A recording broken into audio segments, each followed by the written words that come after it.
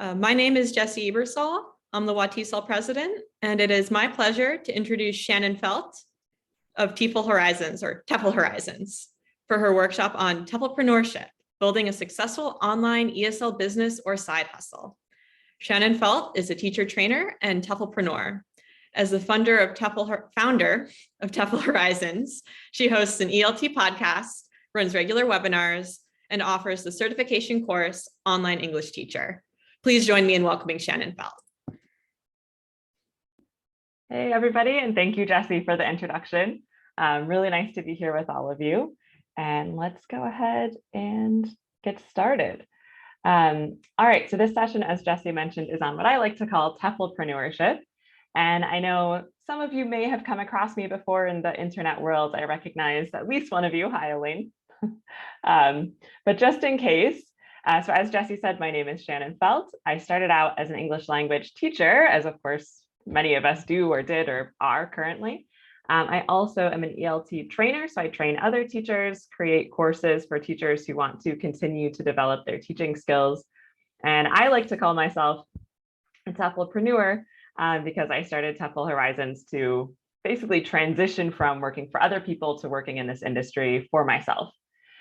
So I think to start, when we think about Teflpreneurship, a lot of people want to overcomplicate it. It's really easy to think that you need a big fancy website and all of these different offerings, and you need a huge following, and that's the only way that you can make money on your own or sell anything.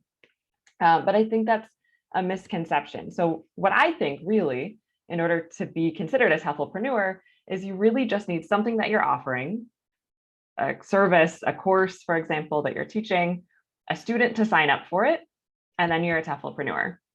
That's all it is.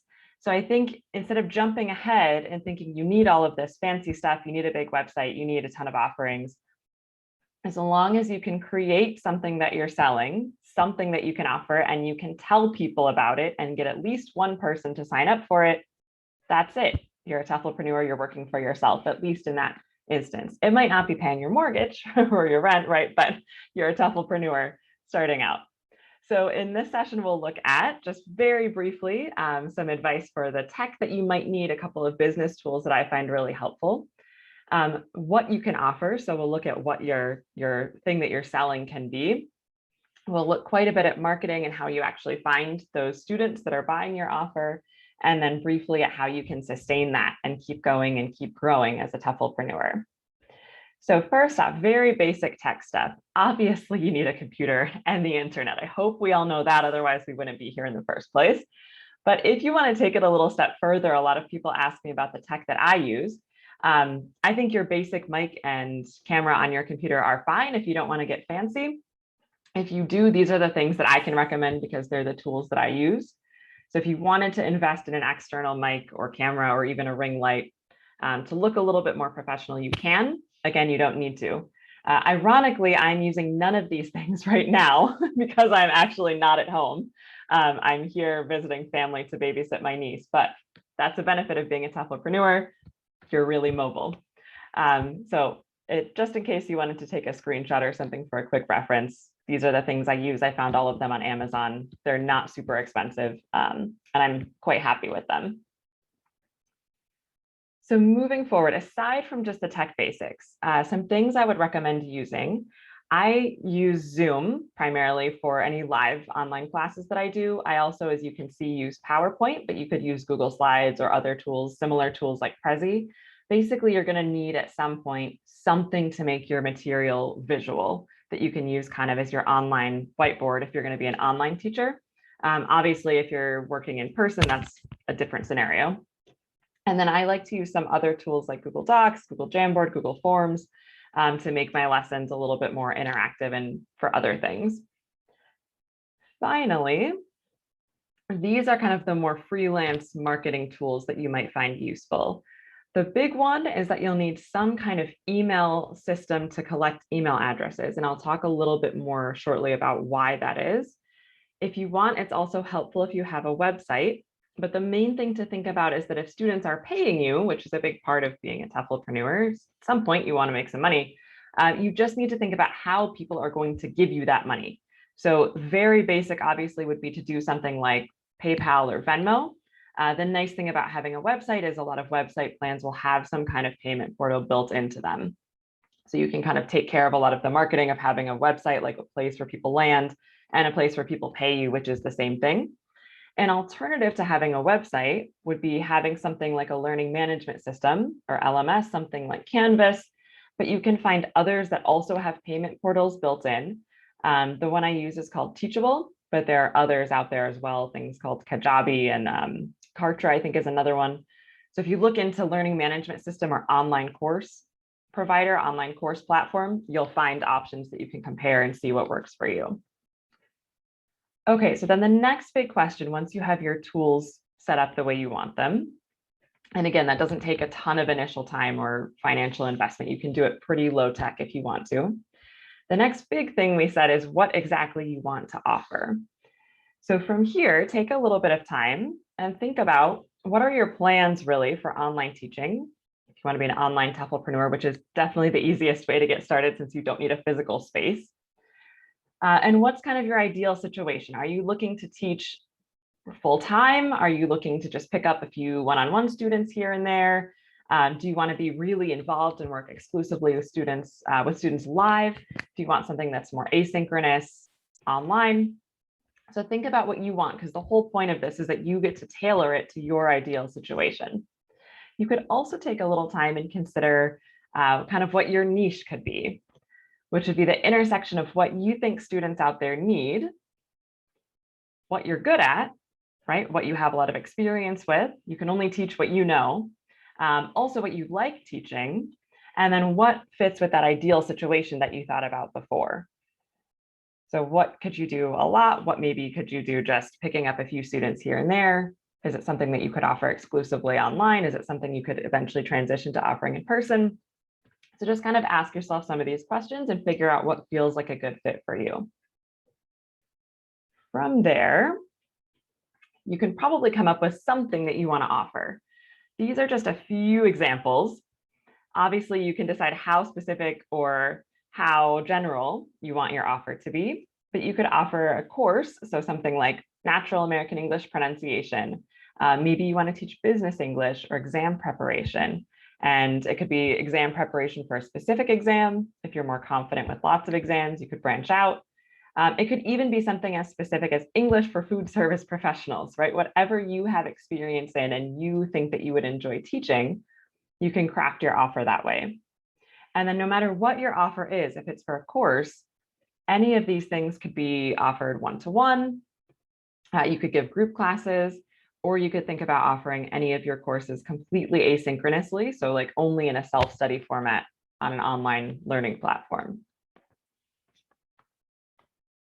All right, you also don't have to offer exclusively courses. So consider as well what else you might be able to provide that's not necessarily just live teaching. If you have a lot of experience in a particular area, you found that niche that we talked about, that intersection, you could think about writing an activity book for students, creating individual activities or worksheets, reference charts or materials, like you could make an English glossary, for example, for a particular specific purpose of using English.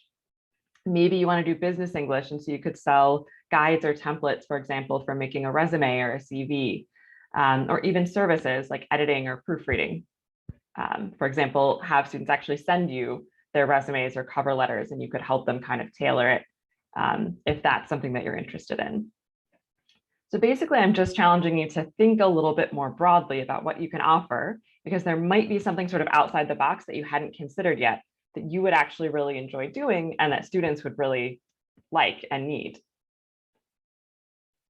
So the next thing now is how we find students. And I think a big initial thought, it would be lovely if the world worked this way, is, okay, so I'll create my thing, right? I'll set up my website, or I'll think about the course I want to offer, or I'll get my certification, or I'll create my resume templates that I'm going to offer. And then the students will come to me because I have my thing that I'm offering. So the next step, obviously, is I'll have students.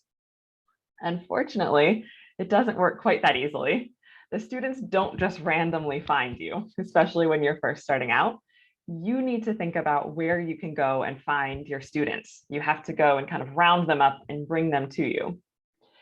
So to do that, think about where your ideal students, now that you've thought about what your course is or what your offer is, where do those specific students hang out? And how can you get into some of those spaces just to make your presence known? You're not immediately going to go and try to sell them on something necessarily or get them to sign up, but just how can you start to kind of integrate those spaces where they are? So these can be virtual spaces. Maybe they're hanging out on Facebook or Instagram or Twitter. Maybe they're watching YouTube videos. Or maybe these are actually physical places. Like if you're offering something for English for food service providers, maybe your students are actually working in local restaurants and you need to go and find them. So wherever you can find your students, just think about how you can start to show up in those spaces and get a sense of who your students are. So what questions are they asking in those spaces? What do their challenges seem to be? What are their goals? What do they need? And what can you provide that will help them with all of those things? So start to engage in some of those spaces and learn a bit more about your potential students. That's going to help you tailor whatever you're offering to exactly what those students are going to sign up for or buy. So from there, once you start to get that information, think about how you can provide value that's not necessarily just that initial offer that you thought about.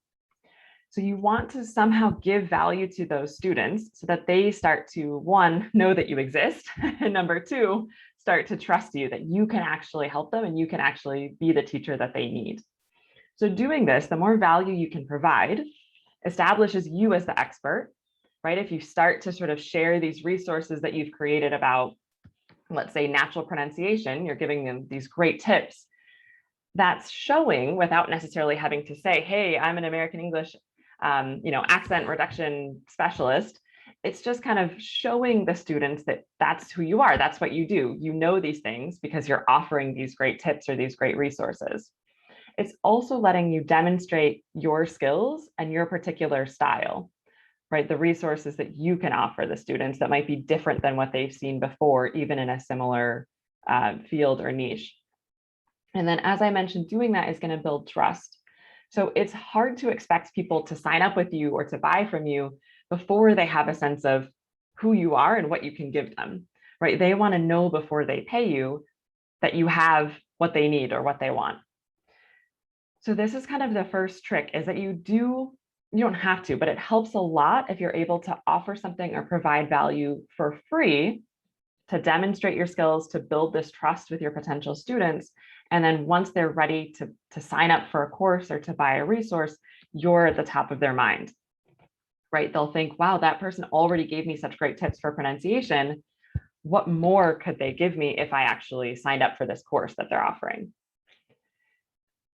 So free resources that you could offer, some ideas. Again, you can be creative here. So it could be anything from quick tip videos, like maybe you're posting videos on YouTube or social media, if that's where you've determined your students hang out. You could be offering worksheets or online exercises. Maybe if you're teaching just general or business English, you could offer a free placement test or some kind of assessment that the students could use to check their level. Social media posts, like maybe a word of the day or something like that, tip of the day. You could do a newsletter, any kind of graphic or like infographic or other visual that students could use as a reference, guides or how-tos. You could offer an email course, a free lesson or consultation maybe. You could do webinars, really anything else you can think of. The idea here is this shouldn't be something that's super time consuming or really difficult for you to create. It should be something you can create fairly quickly with the knowledge and experience that you have, but that the students will find genuinely useful. So that the people out there, you have something to offer. The students have a way to know, wow, this teacher is great, right? I want to sign up with this person. So take whatever you can offer for free and then start to put those things, that free offer, or advertise that free offer wherever you've determined your students are hanging out. So this is a nice way to build the students' awareness of you and your service or your course, that you're there without feeling super salesy.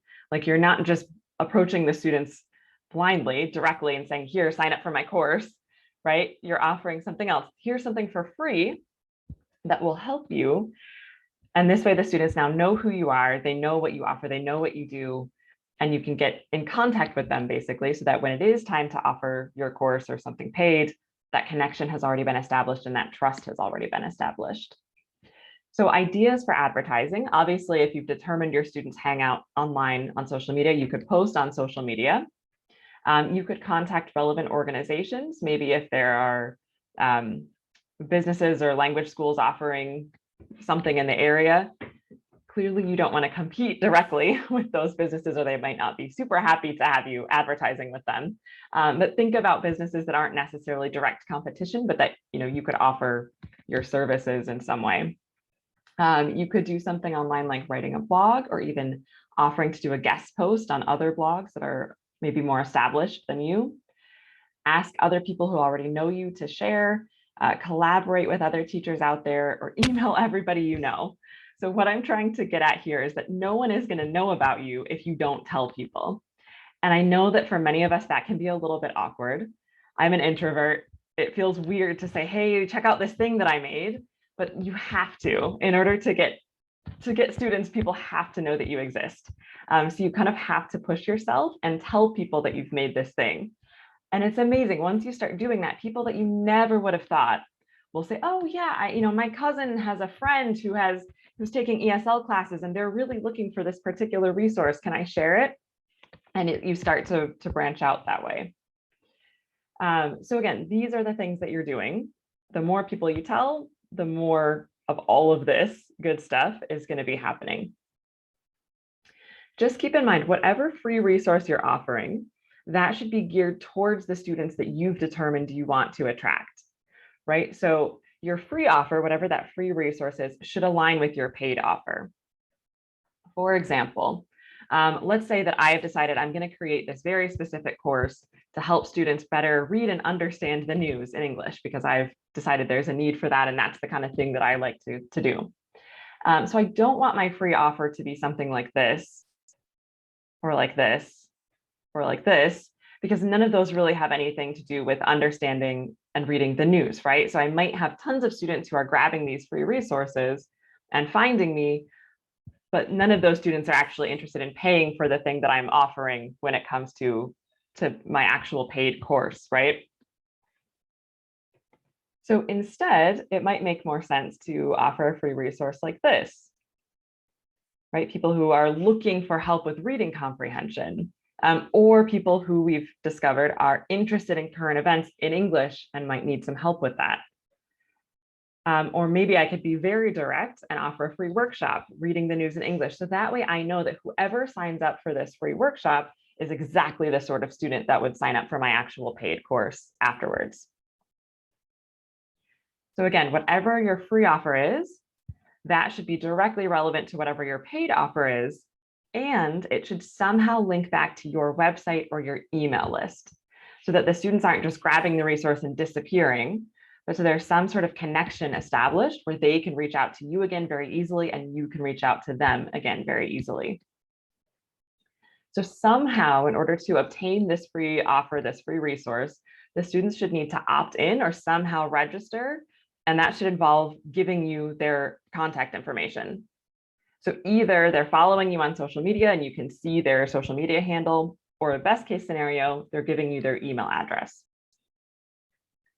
So somehow this should direct students back to you, right back to your website, where they can find additional resources, where they can find your offer, and somehow where this communication is established.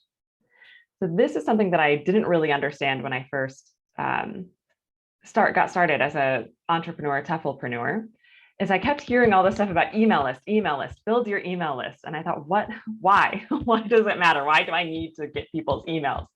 The email list is important for a couple of reasons that we're going to come back to. But basically, let me tell you how this sort of opt-in thing might work. So what I mean when I say you want to collect people's email addresses is, instead of, let's say I'm offering my free resource for this course that I want to eventually offer, how to read and understand the news in English. So instead of just saying, come to my free workshop, here's the Zoom link, right? Or here are some reading comprehension tips for you. Here's my free guides. Here you go, right? Because now I have no way to follow up with those students afterwards. They just take the resource and disappear. Instead, I want to say, register for the workshop here. here's the link where you have to go to my website, put in your email address, and then you get sent the link to the workshop via email. Or maybe enter your email and then the free guide gets sent to you via email. So now the students have opted in and I have a direct way to contact them and they have a direct way to contact me because I've already emailed them to send them the free resource, the link or the guide or whatever it is. So now they can email me anytime they think of me, and I can also email them if I have another offer. So this email list, you want some way, as I mentioned, to collect the email addresses. This can be really low tech. It doesn't have to be anything fancy. It could just be keeping a Google spreadsheet like this one I keep for English students who opt into our classes, English classes for some of the programs that I run. Covered up their information. But basically, this is just something I can enter manually. Anytime a student opts in on a special form on my website, I can put their email address in this spreadsheet. And then anytime I want to send out an offer, I have a whole list of students that I can email. So you don't have to collect a ton of info. You don't need like their social security numbers or anything like that. It's just something as simple as their name, obviously their email address, and whatever information that would help you determine what kind of offers they might want, right? Whatever's relevant to you in terms of, do you need to know their English level for different courses, or maybe the type of English that they're looking for? You know, are they somebody who wants pronunciation? Are they a business English person? Whatever is helpful to you, you could collect that information as well. You could also go a step further if you want to get an actual email system. This is the one that I use. It's called ConvertKit if you want to look into it. But there are a bunch of them. These are some of the others out there if you want to do price comparisons and service comparisons. The benefit of having a system like this is it will give you, there's a way you can make a form that you insert right into your website, and it collects and stores the emails for you. This is a random screenshot. It's not my actual list, but this is kind of what it looks like. So it tracks your followers and it gives you a way to send out broadcasts or group emails to all of your followers.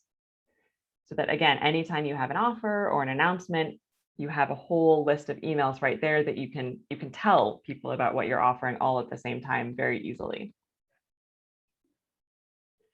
So I mentioned this was something I did not understand at first. What's the point? Why do I need to be collecting people's email addresses?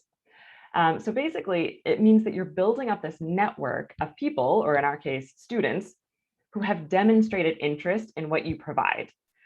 So much interest, in fact, that they're willing to give you their email address to opt in to get that resource that you're offering.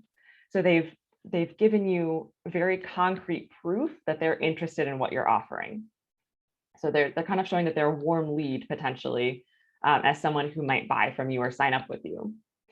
It also means that anytime you want to sort of continue to connect with those people, with those students who have demonstrated interest in you, you can send out any information you want. You could send out a regular newsletter, maybe like a tip of the week or tip of the month, whatever you want. You don't want to spam people, obviously, but it means that you're able to connect with those people and demonstrate more of what you offer and your skills and help them, right? That's why we do what we do, is to help our students, to teach our students. So it lets you do that easily. And then, of course, when you do have something that you want to offer, it gives you a way to easily announce that offer. And you could even include then the link in your email right where you sign up. So students don't have to manually go to your website, find the course, right? You can just tell them, here's my new course, here's where you sign up. It's very easy. So the information and the option to join you is coming right to their inbox. Okay. So getting email subscribers. How do we get people onto our email list, students? So as I mentioned, the biggest thing here is to offer something of value in exchange, because it does all the stuff that we want to do. It helps the students trust you. It shows who you are. It shows what you offer, and it shows you who's interested in that particular offer. So that could be something like a newsletter, like subscribe to my vocabulary word of the week email. Or it could be something like downloadable material. Here's your free English verb tense guide, right? Enter your email and I'll send you the guide. It could be a placement test or a free consultation. Maybe sign up here and you can check your English level and take the free placement test, or maybe even a free class or lesson. So if you register here, I'll send you the Zoom link for your free class. So again, whatever it is, just make sure that free thing aligns with whatever your paid offer will be, your paid course or your paid resource. All right, so just make sure you've got your system set up, right? No matter what it is, if it's the low-tech spreadsheet or the high-tech actual email provider, and then start building up that list. Okay, and I'll show you, if you're interested, a little bit more how that works. So if you use this sort of low-tech Google Forms or Google Spreadsheet option, you can build a form on your website. This is what it looks like on my website. So you can decide what information you want the students to put in, right, based on the advertisement that you're offering. The students click submit, and then it sends you an email that has the students' information. It has the information that they've filled out. And then you can just manually put that information into your spreadsheet. And then anytime you want to send a mass email, you just copy and paste all the emails in your spreadsheet, write the email, blind copy everybody. You want to protect people's privacy. So don't share everyone else's email address with everybody else on your list, but use the blind copy feature and then send your mass email. So it could look something like that. With the email service that I use, there's an option, as I mentioned, to create this form where students actually put in their name, their email address, and then sends me the invite to the class or whatever it is. And then it just stores their name right in my system. So then they'll show up as the new subscriber. And whenever I want to send an email to everybody, I can use this broadcast feature. And it's right there, so I don't have to do any copying and pasting. There are even ways that I can tag in my email provider different people to group them together. So for example, I can put a tag on a form for like a free pronunciation workshop, let's say, and it can tag that student as interested in pronunciation. So I can basically categorize the students. So if I want to send out an offer just for people in one specific category, I can do that as well. So that's a nice benefit of having sort of a more involved system. Okay, so from here, once you have a paid offer, you have a free offer, this is something that you could consider doing to kind of get a boost for classes or get a boost of students or paying customers. Launching was another word that I didn't fully understand when I first started out as a freelancer, as a TEFLpreneur. To me, launching meant introducing your course or product for the very first time, right? That's when you launch it, is when you like tell people about it for the first time. But what it means in this context is really a way, it's sort of a period of increased activity of asking people to sign up with you and of students signing up with you. So once you have this established network of people who have opted into your email list, this is when you can offer something for free. This is the model that I use to sell my own online teacher training course. So as an example, I have a course called Online English Teacher. Anytime I want a period of people signing up for it, I basically offer a free live event. In my case, I would offer a free webinar for something professional development related for teachers, right? So I have my free event. And within that free event, I have a pitch for the paid offer. There's then a time frame or a deadline for this paid offer, and something to create a sense of urgency so that people know they have a limited amount of time to sign up. So in my case, when I have a new session of the online course that I offer starting, I'll offer a webinar, so something related to online English teaching. People sign up for my webinar, I get their email addresses, and then when we do the actual webinar, at the end of the webinar, I'll say, if you want to continue working with me, learning with me, sign up for my course, right? My online English teacher training program. The deadline to sign up is whatever, maybe 2 weeks later. So then there's a 2-week period when people can sign up, and I send a couple of reminders to tell them how much time they have left if they want to sign up. After that, the enrollment for that session closes. So this means that people know, first of all, exactly what I can offer because they've come to my free webinar. They have a sense of my teaching style. They have a sense of the type of information that they can get from me, right? They have a sense of whether they like me or not and want to work with me. We want to think that doesn't matter so much, but it does, right? People need to know you and feel like your style is a good fit for them. And they have a time frame, and that deadline is important because people, if they think that something is just always available, what do? They take their time and they forget about it. Even with things that I want, I'm a forgetful person and I can be disorganized sometimes. I'm fielding a lot of offers in my inbox and a lot of things going on in my daily life. So sometimes I'll see an offer and think, wow, that does look really helpful. I think I want to do that. Yeah, I'll probably sign up for that. And then a week later I forget, and then a week later I forget, and it's just not at the top of my mind anymore. So it's not necessarily being pushy. Obviously, you're not emailing people every 2 hours, but it's okay to send a couple of reminders with a deadline just to keep your offer at the top of people's minds. And if a student knows there's only a week to sign up, then they have to do it now because they can't wait 2 weeks and forget about it. So let's see what this model might look like for something that you could offer. For example, let's say you like teaching exam preparation, and you've decided that you're going to offer a live TOEFL exam group class. This is something that I've done as well. So I enjoy teaching a preparation class for the TOEFL exam, and I can offer a live online group class. So I need students to sign up, and obviously there's a deadline because if it's a live group class, it has a start date. So I need people to sign up before the start date. After that, they can't sign up anymore. So here's how I might go about launching this or marketing this. So first, I'll create my free live event. Obviously, I'm not going to teach my entire TOEFL course live, but it's kind of like a little taster or a little sample of the type of information that students could get from my paid course. So I can choose whatever it is, but it should be something manageable in a short time frame. So maybe 3 tips for improving your TOEFL score. It's a 60-minute free online workshop.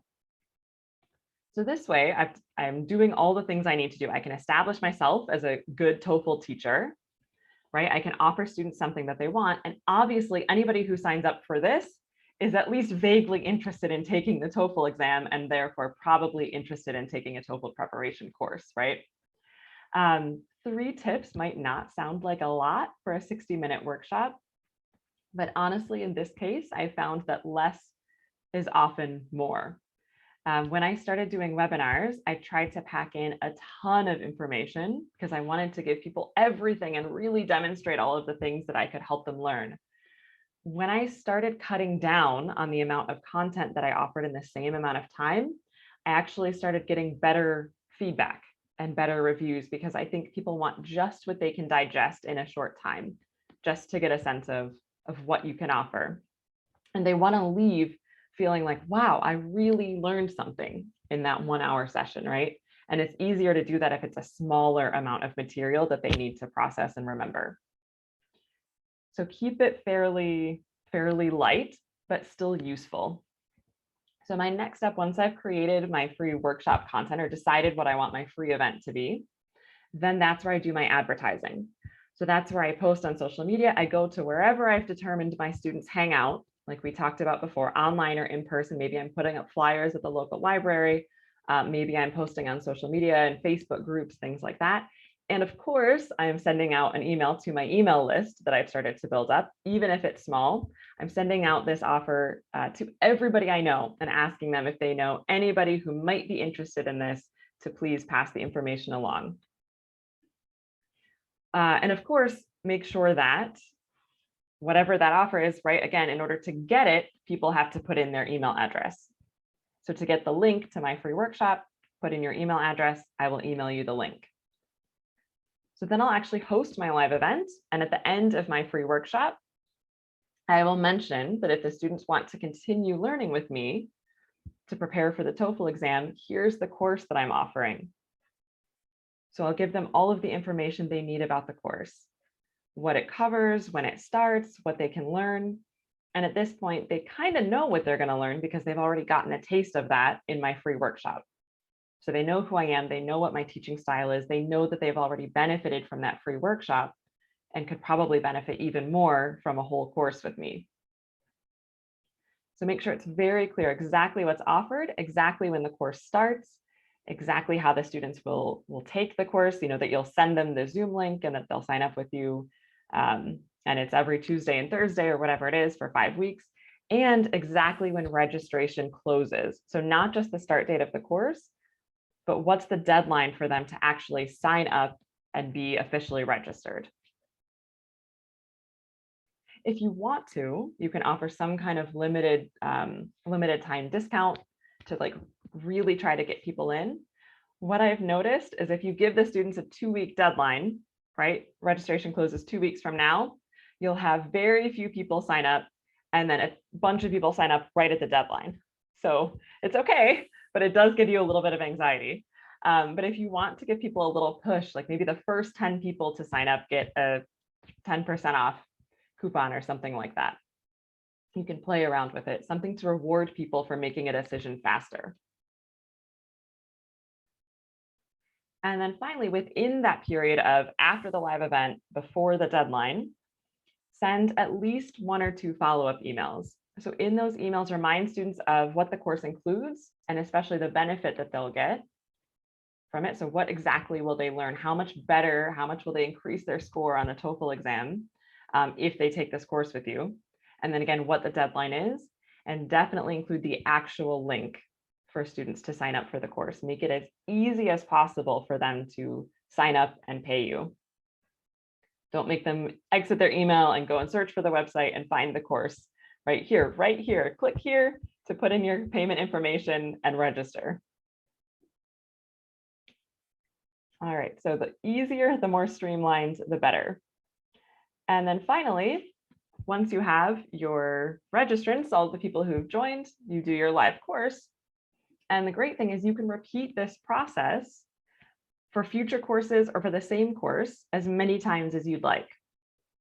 So this is a great way to keep things sustainable going forward. You can do this launch process for any course you have, anytime you want.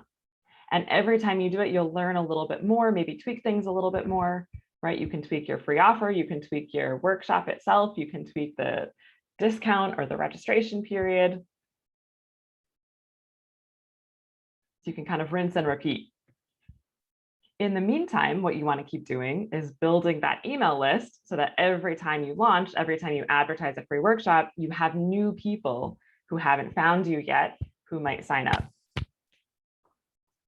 A final trick before we move on from this is if we go back to this example of your live, let's say, TOEFL exam preparation course. Obviously, a downside of this process is maybe, especially when you're starting out, what if nobody signs up, right? That's always the fear. Or what if 2 people sign up? I mean, it's better than nothing, but it's not exactly a group class. Maybe it's not really what you imagined. And maybe that's a lot of work for only 2 people's registration fee that they've paid for the course. So what I would recommend is actually using this process, especially for the first time before you make a new course or a new offer, is to pre-sell this course. So what you'll do is start this process, create your free live event. You have the idea for the course that you are going to offer, right? I know that I'm offering this paid TOEFL preparation course. I know I want it to be 5 weeks, meet twice a week, and I have an outline of the content that it's going to cover. But I haven't actually created my whole course yet. I haven't planned all of my lessons. I haven't spent hours and hours building out all of the material that I'm going to offer the students, because that's a lot of work and that's a lot of time. And it would be unfortunate if I spent hours and hours and hours creating this thing that then nobody signed up for. I would learn a lot, but I would waste a lot of time. So what I'll do is have the outline for my idea, begin this process, offer my free workshop, get people to sign up, get people to buy it, right? See how many students actually pay and register. And then if enough students pay and register, I'll actually create the course material. So if you're using that model, it might be helpful to give yourself some time. Let's say the registration period closes on October, 16th, but the course doesn't begin until November 1st. right? So this way I have 2 weeks to get a head start on creating all of my materials. So now I know, okay, 6 people signed up, so I can go forward and create my course knowing that I have 6 official people already paid, right? It's a sure thing. And I have 2 weeks to create all of my course before it begins in November. Does that make sense? So that way, if nobody signs up, no big deal. The only time I wasted was preparing and running this free workshop, which is, a bummer, but I can then go back to the drawing board and think again about my niche, my offer, how to advertise for something different. And if people do sign up, then I know I've already been paid for the work that I'm doing to prepare the actual course. Let's say only 2 people sign up and you decide, okay, that's not really enough to justify doing all this work to create this whole course. Okay, you can refund those 2 people, right? So you can say, unfortunately, the course was canceled. Here's the refund. That's okay. And then go back to the drawing board and think about what you might do instead for a different idea. So it's really up to you. But this launching process has been surprisingly effective. I didn't fully trust it when I first heard about this. And I can say that it was much more rewarding than I thought it would be.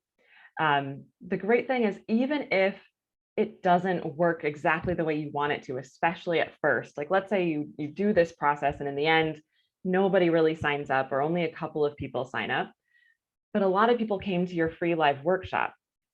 So the great thing is you got to interact with all of those students in that workshop. And maybe in that workshop, they asked you a lot of questions that you didn't expect, right? Like,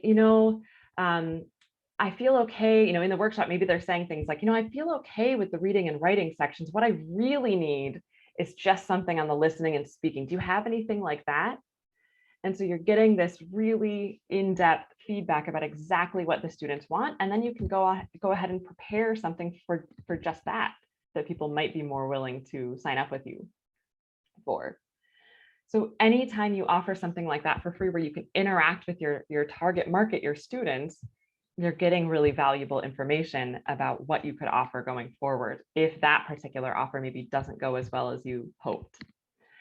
So kind of takeaway message, keep in mind, this isn't an overnight process. It takes a little bit of time to build, but it's also not as complicated as we want to make it seem. Even if you're running these live offers and your email list is growing, keep in mind that not everybody is going to sign up with you immediately or the first time. I have people on my email list at TEFL Horizons that hang out and enjoy the free newsletter and things that I offer for quite a while. They may even go through a couple of launches, 2 or 3 different launches with me, where they come to the webinar, they see the pitch for the course, and then not until the 2nd or 3rd time that they do that do they actually decide to sign up. Some people just need more time or need to save up some money, or who knows, it's none of our business really. But just because someone is there but doesn't immediately buy doesn't mean that they're not interested, and doesn't mean that they're not benefiting from what you're offering. And as I said, you're still learning so much through this process about your students, about yourself, about how you can be a better teflpreneur. So think of it as a learning process, not an exam. It's not a pass or fail situation that if you try to sell an offer one time and it doesn't work, it doesn't mean you failed. That means that you learned about what you can do for the next time around. And the more you do it, the better it gets. So you're the boss. You get to decide what you offer. You get to decide how you offer it. You get to choose what your strategy is. And then, yes, it doesn't happen overnight. So people will eventually start to follow you. People will eventually start to buy from you. They really will. But you have to have something that you're offering, and you have to tell people about it. That's it. So that's where we tend to overcomplicate it. We want to say, well, as soon as I have it perfect, or as soon as I take this one extra course, or as soon as I do this one other thing, or as soon as I put these little tweaks on my website or have a website, then I can start to offer something. But it's the other way around. Once you start to offer something and you start to tell people about it, people will start to follow you and sign up with you, and then you can put all the other things into place. All right, questions. We have a little bit of time left.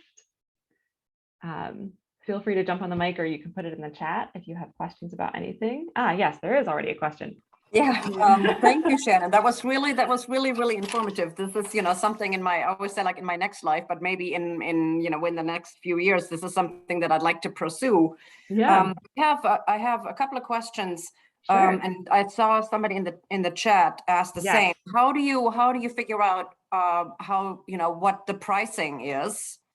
And then also I get what's the length of your courses and how often do they meet? Yes, really good questions.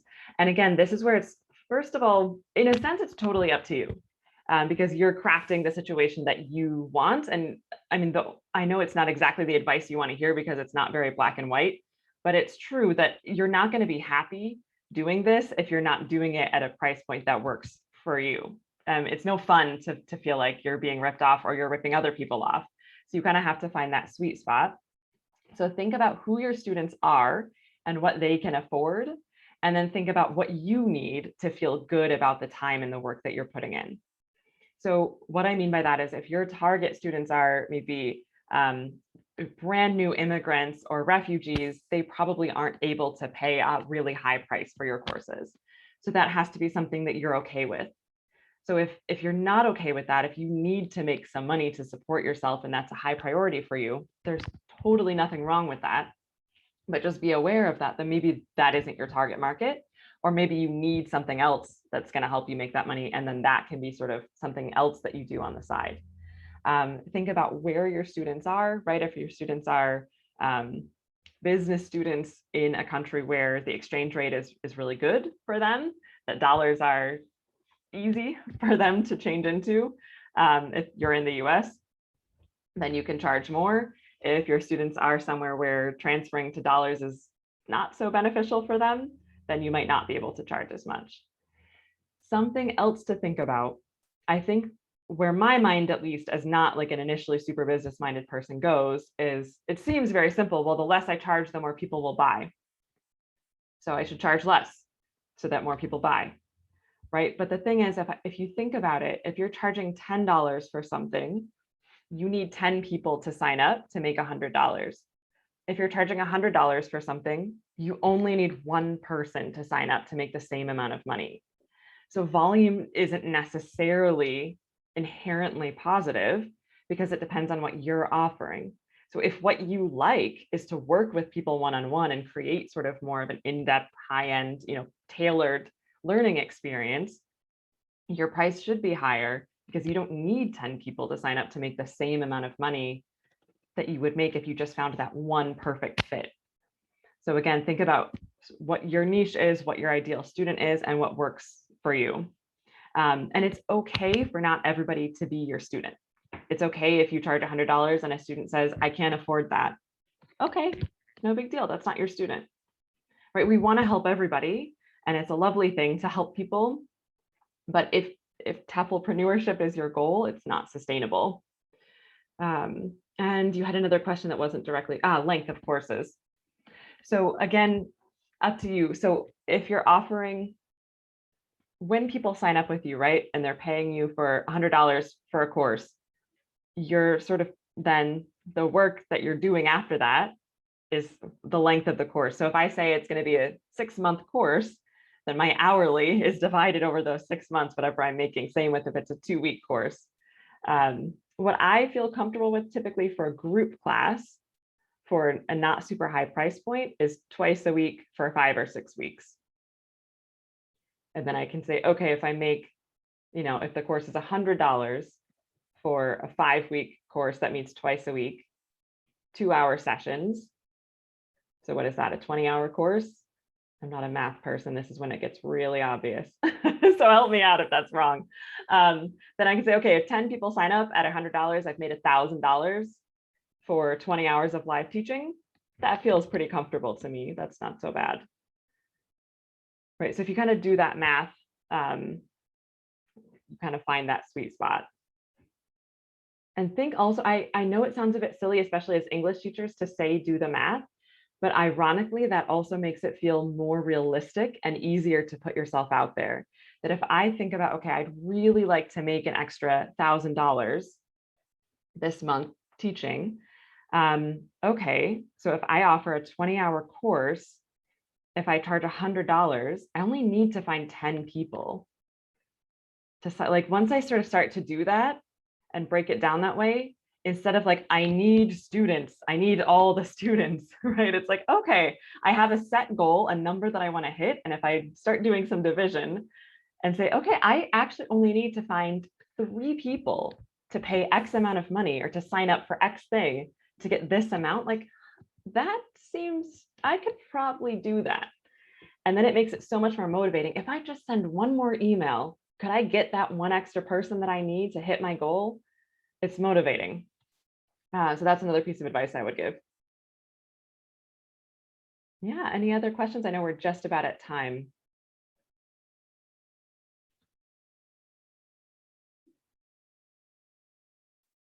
Okay, looks like we're wrapping up. Well, if other questions come up or you would like to reach out and ask other things, my information is here. You can email me at info@teflhorizons.com. That comes to me directly, or find lots of other resources at the website. Excellent. Thank you so much, everybody. It was really, really lovely to be here and to see all of you. Thank you for participating and enjoy the other sessions. There's some that look really, really interesting coming up. Great. Shannon, thank you so much. Thank you, Jessie. Thank you so much for hosting. Bye, everybody.